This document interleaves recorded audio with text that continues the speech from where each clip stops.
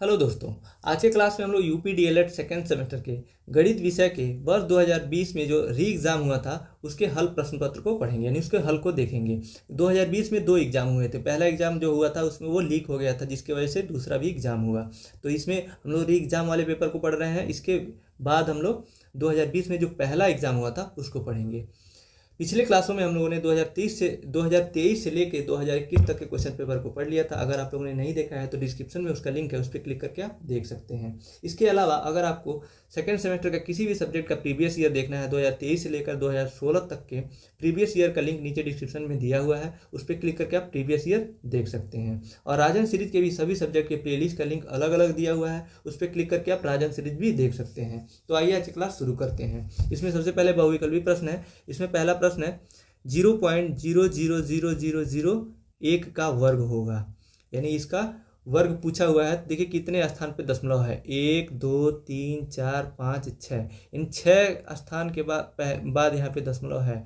तो जो इसका जो 1 का वर्ग जो होता है, 1 का वर्ग 1 ही होता है, यानी 1 का ही ये मान है जो भी दिया हुआ है। लेकिन इसके पहले 6 स्थान पे दशमलव है ना, तो इसके जो वर्गमूल में 3 स्थान पे दशमलव होगा। तो 1 के पहले 2 जीरो बढ़ा के यहाँ दशमलव लगाएंगे, तो यही इसी का जो वर्ग है ये दिया हुआ है। तो इसमें देखिए 0.001 किस ऑप्शन में दिया हुआ है। इसमें इसका ऑप्शन बी जो है 0.001 3 स्थान पे दशमलव इसी में है, इसी का वर्ग है ना, इसी का वर्ग ये जो दिया हुआ है ये है। तो यही इसका ऑप्शन बी सही आंसर होगा। इसके बाद है प्रश्न का दूसरा, 3/-4 माइनस ब्रैकेट में -5/-4 का मान कितना होगा। तो इसका मान निकालेंगे। यहाँ पे 3/-4 दिया है, इसमें से घटाया है -5/-4। तो ये लिखेंगे इसको नीचे से, ये नीचे माइनस है ना, तो ऊपर इसको लिख सकते हैं 3/4, और ये माइनस माइनस प्लस हो जाएगा, माइनस माइनस कैंसिल हो जाएगा, तो ये हो जाएगा -5/4। जब नीचे जब हर समान होता है तो केवल अंश को घटा देते हैं। और अंश में भी देखिए इसके पहले भी माइनस है और 5 के भी पहले माइनस है। जब दोनों चिन्ह समान है तो दोनों जुड़ जाएंगे और माइनस चिन्ह ही रहेगा, वही चिन्ह रहेगा। 5 3 8 हो जाएगा, -8/4 हो जाएगा। अब 8 2 बार में कट जाएगा, 4 दूना 8, यानी -2 आंसर आ गया इसका। -2 ऑप्शन डी में दिया हुआ है, यही सही आंसर होगा। इसके बाद है प्रश्न का तीसरा, निम्न में से 80 और 90 के बीच अभाज्य संख्याएं हैं। तो अभाज्य संख्याएं किसे कहते हैं? वे संख्याएं जो एक और खुद के सिवाय किसी संख्या से विभाजित न हो, अभाज्य संख्याएं कहलाती हैं। तो इसका ऑप्शन ए दिया हुआ है 81 और 83। तो इसमें जो ऑप्शन ए है 81 83 में जो 81 है, 99/81, ये 9 से भी कट जाएगा। 81 और 1 से कटेगा भी, 9 से और 3 से भी विभाज्य होगा, तो ये अभाज्य संख्या नहीं होगा। अब जहाँ जहाँ 81 होगा वो तो नहीं होगा। बी में भी 81 है तो ये भी ऑप्शन नहीं होगा। और इसमें जो सी दिया हुआ है 83 और 87 दिया है, 87 ये 3 से विभाज्य हो जाएगा। देखिए 8 7 15 होता है, 15 3 से विभाज्य है, तो इसलिए पूरी संख्या भी 3 से विभाज्य है। 3 से इसको विभाज्य करेंगे तो 3 दूना 6, 7 8 27 होगा, 3 9 27, 29 बार में विभाज्य है ये। तो ये भी अभाज्य संख्या नहीं होगा। सी भी ऑप्शन डी दिया है 83 और 89 ये अभाज्य संख्या होगा, क्योंकि 83 और 89 जो 1 से विभाज्य होंगी और खुद की संख्या से विभाज्य होंगी, तो इसलिए ये अभाज्य संख्या है। इसका ऑप्शन डी सही आंसर है। इसके बाद है प्रश्न संख्या 4, 6 की अनुवर्ती प्राकृतिक संख्या है। अनुवर्ती प्राकृतिक संख्या उसे कहते हैं जो भी संख्या दी रहती है उसकी एक बाद की संख्या को अनुवर्ती कहते हैं या परवर्ती कहते हैं। पूर्ववर्ती उसके ठीक एक पहले की संख्या को पूर्ववर्ती कहते हैं। तो यहाँ अनुवर्ती पूछा है, तो 6 में जब 1 जोड़ेंगे तो उसका अनुवर्ती निकलेगा। तो 6 1 7 होता है ना, तो इसका ऑप्शन डी है केवल 7, यही सही आंसर होगा। इसके बाद है प्रश्न संख्या 5, निम्नलिखित में x डिग्री का यानी x अंश का मान कितना होगा। जो भी फिगर है ये दिया रहेगा आपको फिगर, इसमें जो x डिग्री ये दिया है इस कोण का मान निकालना है। तो ये इसके जो 107 जो डिग्री दिया है ये वाह्य कोण है। वाह्य कोण का मान जो होता है उसके सम्मुख 2 कोणों के योग के बराबर होता है। इसके सामने वाली कोण एक ये है और एक ये है, तो जब इसके बराबर होता है तो x डिग्री धन 51 डिग्री यानी अंश बराबर 107 अंश होगा। तो x का मान निकालने के लिए इधर प्लस में है तो दूसरी तरफ पक्षांतर हो जाएगा, x अंश बराबर 107 माइनस 51। तो जब इसमें 7 में से 1 जा 6 और इधर ये बचेगा 10 में से 5 जा 5, 56 अंश आ जाएगा x का मान। तो 56 अंश ऑप्शन बी में दिया है, तो यही सही आंसर हो जाएगा। इसके बाद है अति लघुत्तरी प्रश्न। अति लघुत्तरी का पहला प्रश्न है ए पे 5b माइनस ए बी पे 5 का गुणनखंड कीजिए। इसको सिंपलेस्ट फॉर्म में इसको तोड़ करके इसका गुणनखंड करना है। तो इसका गुणनखंड करते हैं। ए पे 5 घात बी माइनस ए बी पे 5 घात दिया है, तो इसमें हम लोग कॉमन ले सकते हैं ए बी दोनों में कॉमन ले सकते हैं। जब ए बी कॉमन लेंगे तो यहाँ बचे ए पे 4 माइनस बी पे 4। अब इसको ए पे 4 और बी पे 4 को लिख सकते हैं नीचे से ए स्क्वायर का स्क्वायर लिख सकते हैं और इसको बी स्क्वायर का स्क्वायर लिख सकते हैं। अब ये फार्मूला बन गया ए स्क्वायर माइनस बी स्क्वायर। तो हम लोग जानते हैं ए स्क्वायर माइनस बी स्क्वायर बराबर होता है एक ब्रैकेट में ए प्लस बी और दूसरे ब्रैकेट में ए माइनस बी। तो उसी में इसको तोड़ देंगे तो ये हो जाएगा ए बी एक ब्रैकेट में ए स्क्वायर प्लस बी स्क्वायर। ए के जगह पे है यहाँ पे ए स्क्वायर और बी के जगह पे है बी स्क्वायर, तो ए स्क्वायर प्लस बी स्क्वायर हो जाएगा एक ब्रैकेट में और दूसरे ब्रैकेट में हो जाएगा ए स्क्वायर माइनस बी स्क्वायर। अब ये तो फार्मूला ही का ही है ए स्क्वायर, ये भी उसी में टूट जाएगा। तो फिर से इसको भी वैसे लिख देंगे एक ब्रैकेट में ए प्लस बी दूसरे ब्रैकेट में ए माइनस बी। तो ए बी एक ब्रैकेट में ए स्क्वायर प्लस बी स्क्वायर और यहाँ पे हो जाएगा ए प्लस बी और दूसरे ब्रैकेट में ए माइनस बी। तो ये इसका गुणनखंड हो गया, यही सही आंसर होगा। इसके बाद अगला प्रश्न के साथ एक आयताकार मैदान 190 मीटर लंबे तार से घिरा है। यदि मैदान की लंबाई उसकी चौड़ाई की 3/2 गुनी हो तो मैदान की लंबाई और चौड़ाई ज्ञात कीजिए। यहाँ पे देखिए दिया हुआ है एक आयताकार मैदान 190 मीटर लंबे तार से घिरा है। यहाँ पे 190 मीटर लंबे दिया है, तो ये मत समझ लीजिए कि ये लंबाई दिया है। 190 मीटर लंबे तार से घिरा है, जो आयताकार मैदान है। घिरा का अर्थ है कि ये पूरा इसका परिमाप दिया है 190 मीटर। तो यहाँ लिखेंगे आयताकार भाग का एक आयताकार मैदान का परिमाप बराबर 190 मीटर। अब इसके लंबाई चौड़ाई में संबंध दिया है। यदि मैदान की लंबाई उसकी चौड़ाई की 3/2 गुनी हो तो मैदान की लंबाई और चौड़ाई ज्ञात कीजिए। तो मान लेंगे यहाँ पे चौड़ाई, माना चौड़ाई बराबर बी, चौड़ाई बराबर मान लीजिए बी मान लीजिए या फिर एक्स मान लीजिए, कुछ भी मान लीजिए। तो इसकी जो लंबाई दिया हुआ है, तो यदि उस मैदान की लंबाई उसकी चौड़ाई की 3/2 गुनी है तो लंबाई बराबर हो जाएगा उसकी चौड़ाई की 3/2, यानी बी इंटू 3/b हो जाएगा। 3/2 दिया है ना, तो b गुणे 3/2 हो जाएगा। तो इसको लिख सकते हैं 3b/2 मीटर में ये सब होगा मीटर। तो इसका जो हम लोग आयत की परिमाप जानते हैं, तो आयताकार भाग का जो परिमाप हो जाएगा यहाँ लिखेंगे परिमाप बराबर या आयताकार मैदान का परिमाप बराबर 2 ब्रैकेट में लंबाई धन चौड़ाई होता है इसका सूत्र। अब परिमाप 190 दिया है और लंबाई 3b/2 और प्लस चौड़ाई को b माने हैं, तो b लिख देंगे। तो इसको सॉल्व करेंगे b का मान निकल जाएगा, यानी चौड़ाई का मान निकल जाएगा तो लंबाई का भी निकल जाएगा। तो 190 बराबर हो जाएगा 2, यहाँ पे एलसीएम 2 हो जाएगा 3b प्लस यहाँ पे 1 होगा 1 2 2 से b में गुणा होगा तो 2b हो जाएगा।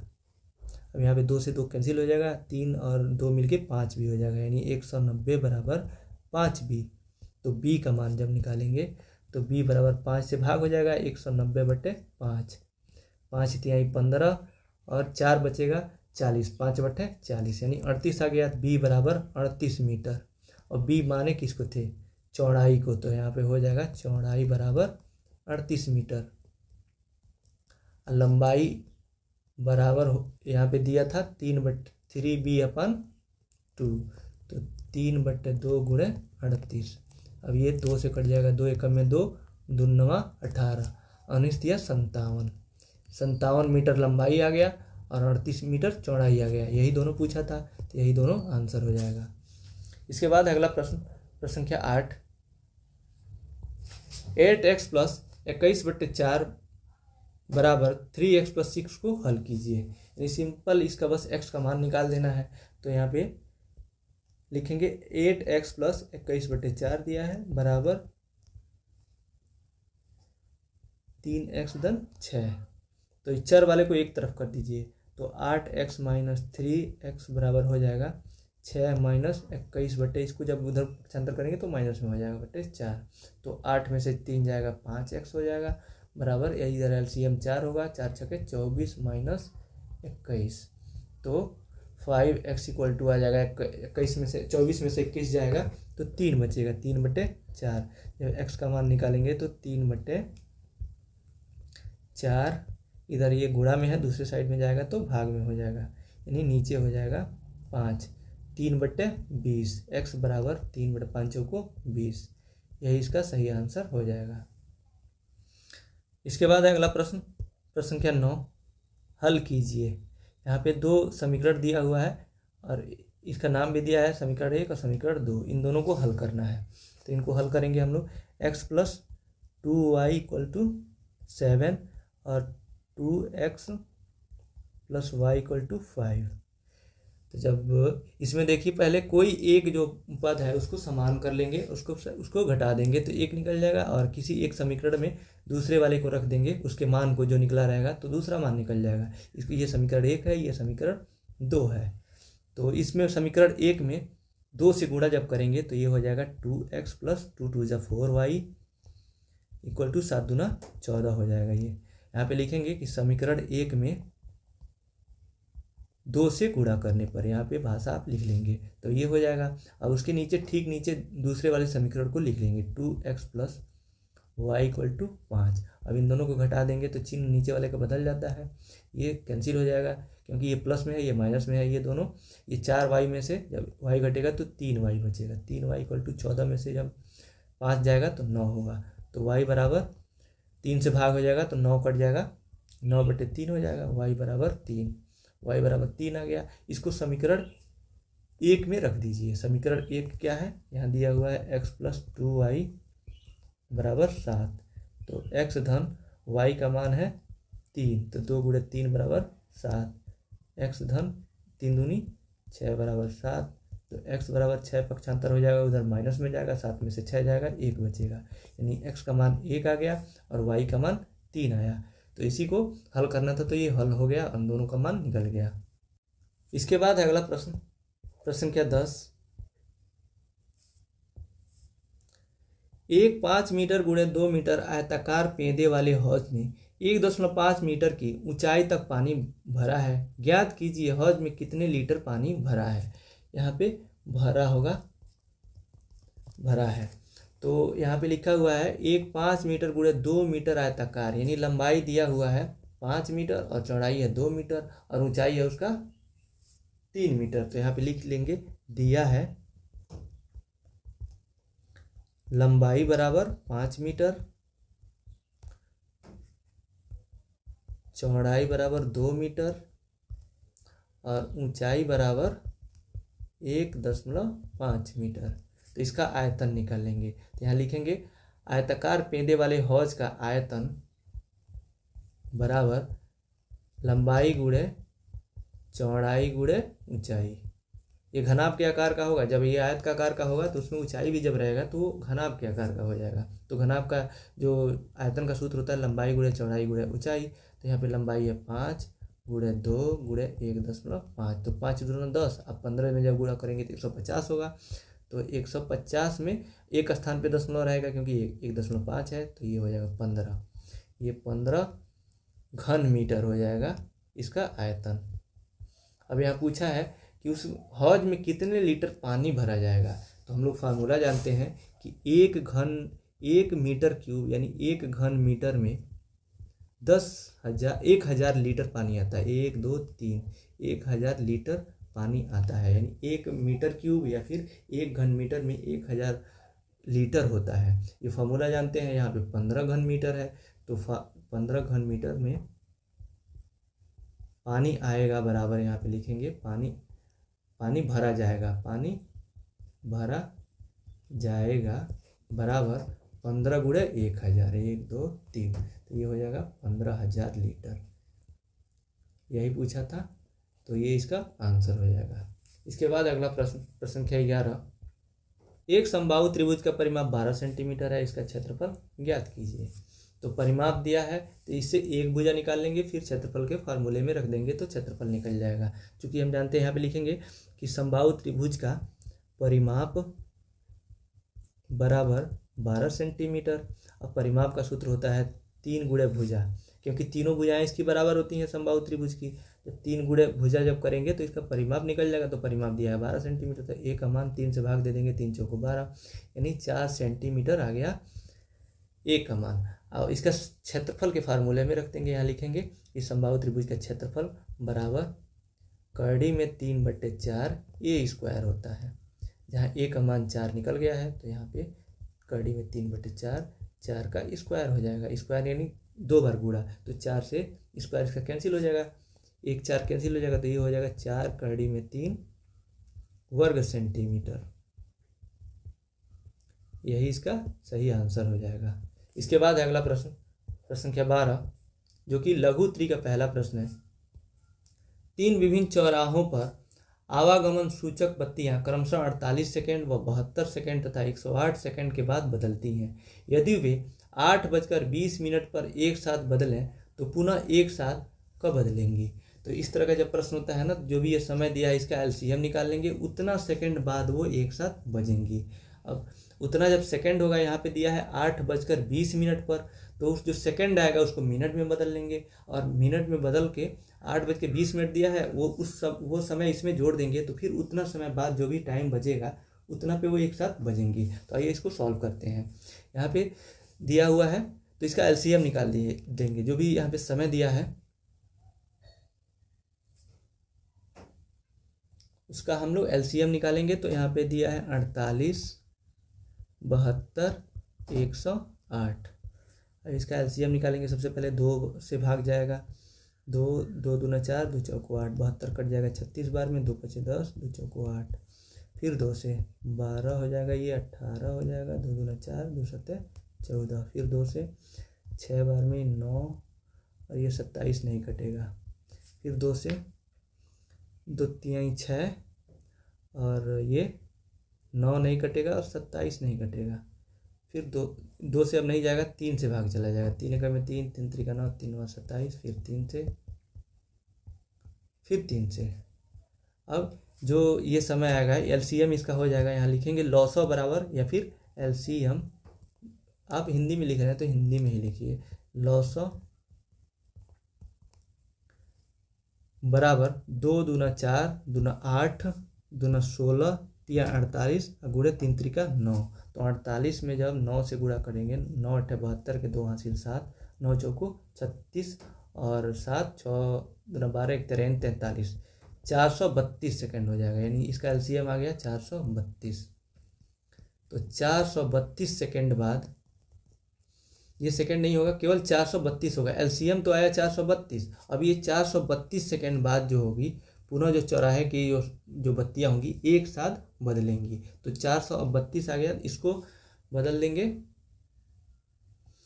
हम लोग मिनट में। तो 432 को जब 60 से भाग दे देंगे, तो 60 से भाग देंगे तो देखिए कितनी बार में जाएगा, 6 चौको 24, 6 35, 6 4 6 7 42, 7 बार में भाग चला जाएगा, 6 7 42, 420 होगा। 2 में से 0 जा 2, 3 में से 2 जा 1, ये 0। यानी 7 मिनट और 12 सेकेंड बाद पुनः वो जो बत्तियां होंगी एक साथ बदलेंगी। टाइम कितना हो रहा है उस समय दिया, उस समय का टाइम दिया है जब एक बार वो बदल रही है 8:20। तो 8:20 में जोड़ देंगे 7 मिनट। ये मिनट में जब 60 से भाग देंगे, क्योंकि 1 मिनट में 60 सेकंड होते हैं, तो सेकंड को जब मिनट में बदले हैं तो 60 से भाग दिए हैं, तो यहाँ पे 7 मिनट इसमें जुड़ जाएगा। तो 8:27 हो जाएगा, 27 मिनट और 12 सेकेंड। लेकिन इसको तरीके से लिख देंगे, आंसर बराबर, यानी यहाँ पे पूरा एक भाषा में आप लिखेंगे कि चौराहे पर आवागमन सूचक बत्तियां क्रमशः पुनः एक साथ बदलेंगी, बराबर 8:27 12 सेकंड पर ऐसे भी आप लिख सकते हैं, नहीं तो आप लिख सकते हैं कि पुनः वे 8:27 और 12 सेकंड पर एक साथ बदलेंगी। इस तरह से आप इसको लिख लेंगे, तो ये आपका आंसर हो जाएगा। इसके बाद अगला प्रश्न, प्रश्न क्या 13, चार पहियों की परिधियाँ क्रमशः 50 सेंटीमीटर, 60 सेंटीमीटर, 90 सेंटीमीटर और 100 सेंटीमीटर लंबी हैं। कम से कम कितनी दूरी चलने में चारों पहिए साथ साथ पूरे चक्कर लगाएंगे। ये भी वैसा ही प्रश्न दिया हुआ है। वहाँ पे सारी घंटियाँ जो एक साथ, बत्तियाँ एक साथ जल रही थी और यहाँ पे साथ साथ कब वो एक साथ चक्कर लगाएंगे। तो इसमें भी लॉसो ही निकालेंगे। जो भी दिया हुआ है, मान दिया है कि 50, 60, 90 और 100, तो इसका LCM निकाल लेंगे, यानी लॉसो निकालेंगे। 2 से कट जाएगा, ये 25 बार में, ये 30 बार में, ये 45 बार में और 50 बार में। फिर से 2 से भाग जाएगा, इसमें नहीं जाएगा, ये 15 होगा। 45 में नहीं जाएगा, ये 25 होगा। अब 3 से भाग चला जाएगा, 25 में नहीं जाएगा, 3 पचे 15 और ये 15 3 45, ये 25। अब फिर 3 से चला जाएगा, 25 5 3 पचे 15, ये 15 में 5 बार में भाग जाएगा और ये 25 में नहीं जाएगा तो वैसे ही लिख लेंगे। फिर 5 से अब जाएगा, 5 पचे 25, 5 एकम में 5, 5 एकम में 5, 5 पचे 25। अब 5 से जाएगा तो ये पूरा इसमें भाग चला जाएगा सब में, 1 1 1 और 1। अब LCM यहाँ पे लिखेंगे, लॉसो बराबर, इसमें अब गुणा कीजिए, 2 दूना 4, 25 20, 20 पच्चे 100, ये 3 त्रिका 9 होगा। तो 100 में जब 9 का गुणा करेंगे तो 900 हो जाएगा। तो लॉसो बराबर यहाँ पे लिखेंगे कि 2 × 2 × 3 × 3 × 5 × 5 बराबर 100, यानी 100 सेंटीमीटर दिया है ना, तो 100 सेंटीमीटर। फिर से नीचे एक लाइन में आप लिखेंगे कि कम से कम 100 सेंटीमीटर दूरी चलने के बाद चारों पहिए साथ साथ पूरे चक्कर लगाएंगे। ये उसका आंसर हो जाएगा। इसके बाद अगला प्रश्न के 14, 72 भागे 38 माइनस मझोले ब्रैकेट में 30 माइनस छोटे ब्रैकेट में 31 माइनस 60 भागे 4 × 5 और तीनों ब्रैकेट बंद है। इसको सॉल्व करने के लिए बोडोमास पे आधारित सवाल है, BODMAS। इसी पे इसको सॉल्व करेंगे। सबसे पहले ब्रैकेट को सॉल्व करते हैं। ब्रैकेट में भी सबसे पहले छोटा ब्रैकेट को, फिर मझोले ब्रैकेट को, फिर बड़े ब्रैकेट को। उसके बाद से डिवीजन ऑफ होगा, यानी का जहाँ दिया रहेगा उसको सॉल्व करेंगे, वो नहीं दिया है तो उसके बाद डिवीजन, फिर मल्टीप्लिकेशन, फिर एडिशन और सब्ट्रैक्शन। डिवीजन मतलब भाग है, तो यहाँ पे इसको सॉल्व करते हैं। नीचे से देखते हैं, इसको दिया है 72 भागे 38 माइनस 30 माइनस 31 माइनस 60।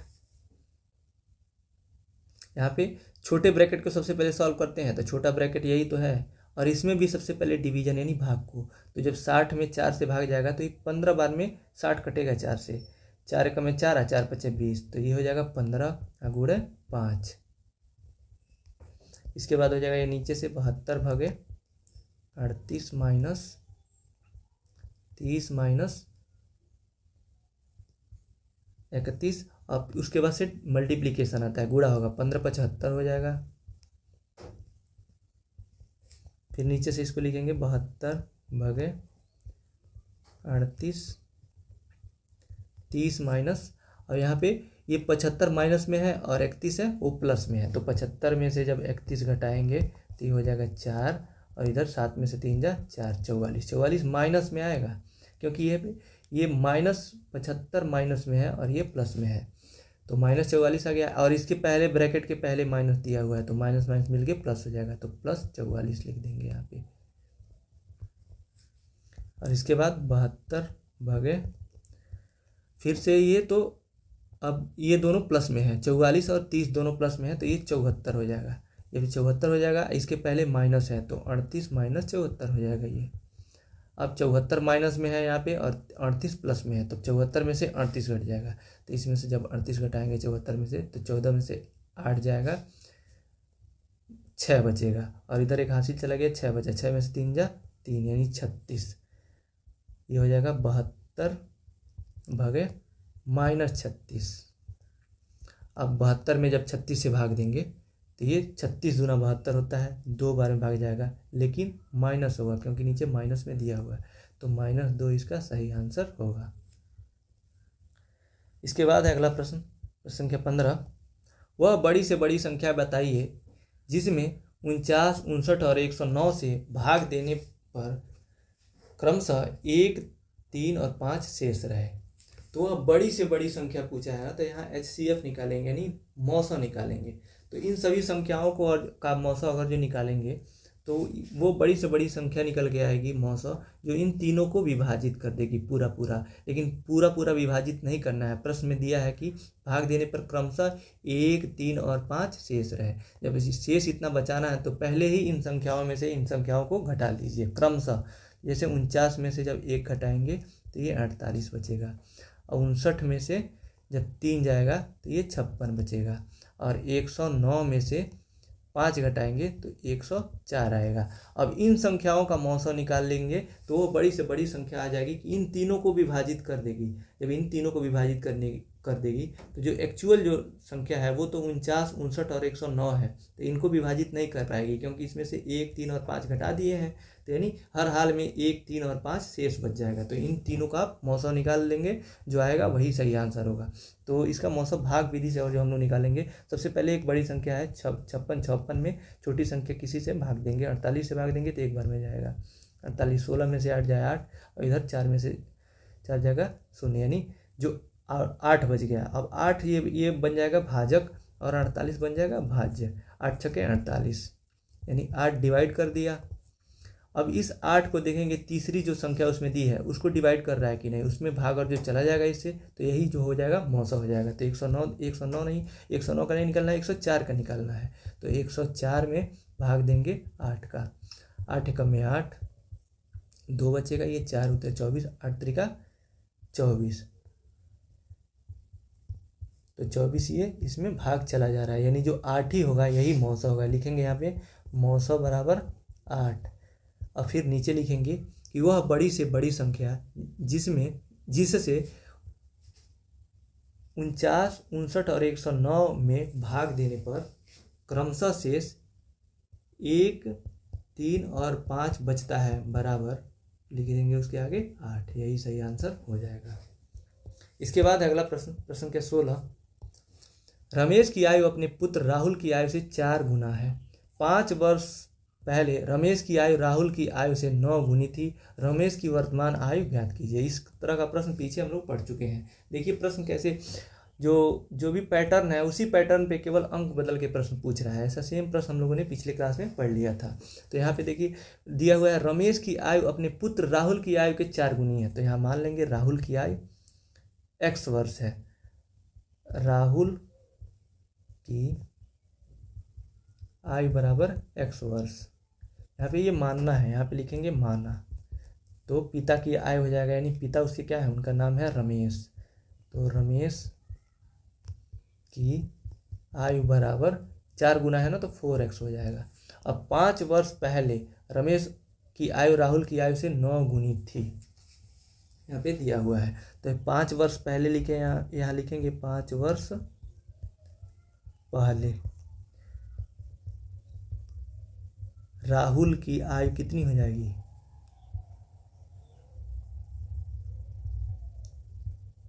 राहुल की आयु बराबर, तो उसमें से घटा देंगे जो x वर्ष माने हैं वर्तमान उम्र, इसमें से 5 वर्ष घटा देंगे तो x - 5 वर्ष हो जाएगा। और उनके पिता की आयु हो जाएगा रमेश की आयु 5 वर्ष पहले हो जाएगा 4x में से घटा देंगे 5 वर्ष, तो ये इनकी आयु हो जाएगी। अब यहाँ पे प्रश्नानुसार देखेंगे, जो प्रश्न में क्या दिया है, 5 वर्ष पहले रमेश की आयु राहुल की आयु से 9 गुनी थी, यानी 5 वर्ष पहले 4x - 5 इनका जो आयु था ये राहुल की आयु के 9 गुनी थी। तो राहुल का आयु है x - 5 5 वर्ष पहले, इसमें 9 से गुणा कर देंगे। क्यों गुणा करेंगे, क्योंकि जो इनके पिता की आयु है रमेश की आयु 4x - 5 ये 9 गुनी थी 5 वर्ष पहले। तो यही है दोनों का 5 वर्ष पहले का आयु, तो 9 गुनी थी। जो बीच में बराबर का चिन्ह हम लोग लगाए हैं, जब बराबर का चिन्ह लगाए हैं तो दोनों पक्ष बराबर होने चाहिए। दोनों पक्ष को बराबर करने के लिए ही राहुल की आयु में 9 से गुणा करेंगे, क्योंकि राहुल की आयु से इनकी आयु 9 गुनी थी। तो अब बराबर का चिन्ह जब बीच में लगाए हैं तो बराबर करने के लिए राहुल की आयु में 9 से गुणा करेंगे, तो ये हो जाएगा x - 5 = 9। जो सॉल्व कर देंगे इसको तो ये हो जाएगा 4x - 5 = 9 से गुणा होगा 9x - 9 बचे 45। अब चर वाले को उधर भेज दीजिए 4x को, तो ये हो जाएगा, और 45 को इधर, तो ये प्लस में हो जाएगा 45 - 5 बराबर 9x - 4x। ये हो जाएगा 9 में से 4 जाएगा 5x इक्वल टू, इधर 45 में से 5 जाएगा तो 40 हो जाएगा।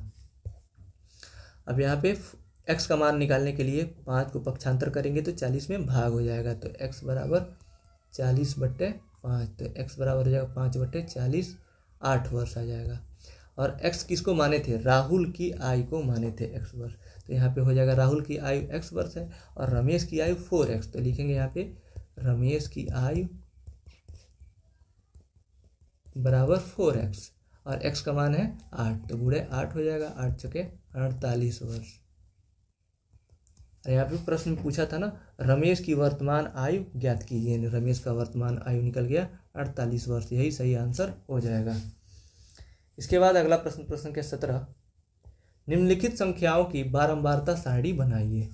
केवल बारंबारता सारणी बनाना है, बहुत ये आसान है क्योंकि यहाँ पे संचयी बारंबारता भी नहीं दिया है और आगे कुछ भी, केवल बारंबारता जो जितनी बार आया है ना उसकी संख्या लिख देंगे। तो यहाँ पे लिखेंगे सबसे पहले आप आरोही क्रम में इन संख्याओं को लिख लेंगे, क्योंकि नहीं भी लिखते हैं तो काम चल जाएगा, लेकिन आरोही क्रम में लिख लेंगे तो इससे हो जाएगा कि संख्याएं छूटेंगी नहीं, ऐसे छूट जाती हैं। तो आरोही क्रम में लिखेंगे यहाँ पे आरोही क्रम, आरोही क्रम में सबसे छोटी संख्या 12 है और 12 कितनी बार है?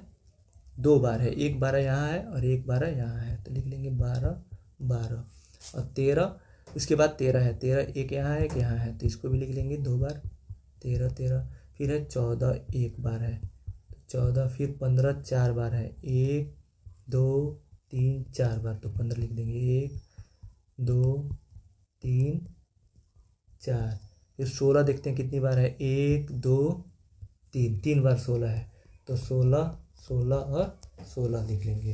अब कितनी संख्या है? 1 2 3 4 5 6 7 8 9 10 11 12, नीचे देखते हैं कि इतना हो रहा है कि नहीं, 12 संख्याएं लिखे हैं कि नहीं हम लोग, 1 2 3 4 5 6 7 8 9 10 11 12, यानी ये सही लिखा है हमने। उसके बाद अब सारणी बनाएंगे बारंबारता, तो यहाँ लिखेंगे पहले संख्याएं और दूसरी तरफ बारंबारता, बारंबारता, बस इतना ही बनाना है इसमें। अब संख्याएं दिया हुआ है 12 13 14 15 और 16। अब 12 कितनी बार आया है यहाँ पे? 2 बार, तो यहाँ इसके सामने बारंबारता के 2 लिख देंगे। 13 कितना है? 2 बार आया है, तो 2 बार, तो इसके आगे भी 2, और 14 1 बार, तो इसके बारंबारता 1 हो जाएगा। 15 है 1 2 3 4 बार, तो 15 के आगे 4 लिख देंगे और 16 के आगे 3 लिख देंगे क्योंकि 3 बार आया है, इसकी बारंबारता 3 हो जाएगी। भाई बस यही इसका आंसर हो जाएगा। इतना करते हैं तो आपको 2 नंबर मिल जाएगा। इसके बाद है प्रश्न संख्या 18, जो कि इस प्रश्न पत्र का अंतिम प्रश्न है। निम्नांकित चित्र में त्रिभुज ABC और त्रिभुज PQR समरूप है। यदि त्रिभुज ABC की भुजा AB बराबर 2 सेंटीमीटर, BC बराबर 3 सेंटीमीटर तथा AC बराबर 2.8 सेंटीमीटर है और त्रिभुज PQR की भुजा QR बराबर 1.5 हो, तो त्रिभुज PQR की शेष भुजाओं को ज्ञात कीजिए।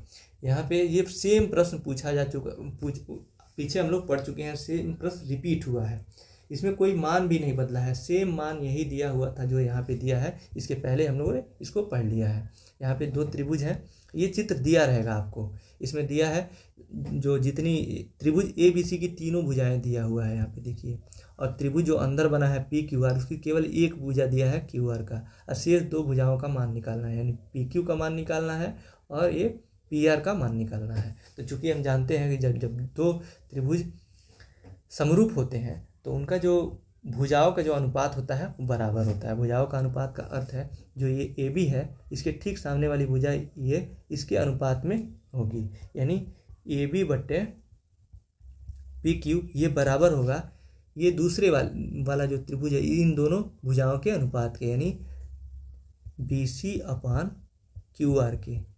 अब ये बराबर होगा इन दोनों भुजाओं के अनुपात के, यानी AC अपान PR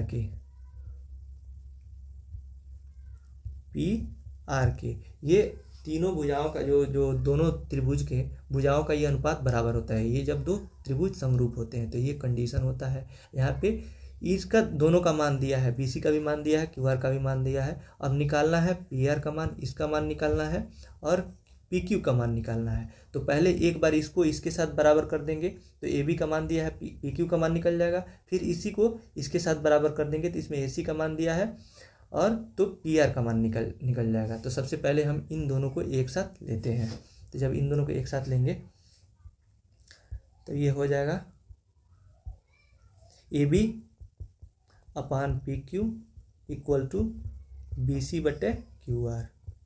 अब AB का मान दिया है 2 सेंटीमीटर, नीचे PQ का मान निकालना है, बराबर BC का मान है यहाँ पे 3 सेंटीमीटर, तो लिखेंगे 3 और QR का मान है 1.5 सेंटीमीटर, तो 1.5 लिखेंगे। तो ये और जो दशमलव हटाएंगे 10 से ऊपर नीचे गुणा करेंगे, ऊपर 30 होगा, नीचे से दशमलव हट जाएगा तो 15 दूना 30, ये 2 बार में कट जाएगा और ऊपर तो ये हो जाएगा 2/PQ बराबर 2/1। ये 2 से 2 भी कैंसिल हो जाएगा, तो ये हो जाएगा PQ बराबर 1। सेंटीमीटर में दिया है ना तो सेंटीमीटर लिख देंगे, यानी PQ का मान निकल गया। अब इसको इसके साथ बराबर करेंगे, इन दोनों को एक साथ लेंगे तो ये हो जाएगा BC बट्टे QR equal to AC upon PR। अब BC का मान दिया हुआ है 3 और QR का मान दिया है 1.5 बराबर AC का मान दिया है 2.8 और PR का मान निकालना है। तो ये 1.5 से 3 2 बार में कट जाएगा, 2/1 बराबर हो जाएगा 2.8/PR। अब जब PR का मान, इसको इधर लिखते हैं हम लोग, इसको मिटा देते हैं। आपको नोट करना होगा तो आप नोट कर सकते हैं वीडियो को रोक के। फिर ये हो जाएगा, ये तिर्यक गुणा कर देंगे जब, तो 2PR बराबर हो जाएगा 2.8। अब PR का मान निकालेंगे तो 2 से भाग हो जाएगा, जब 2 से भाग देंगे तो 2.8/2 हो जाएगा।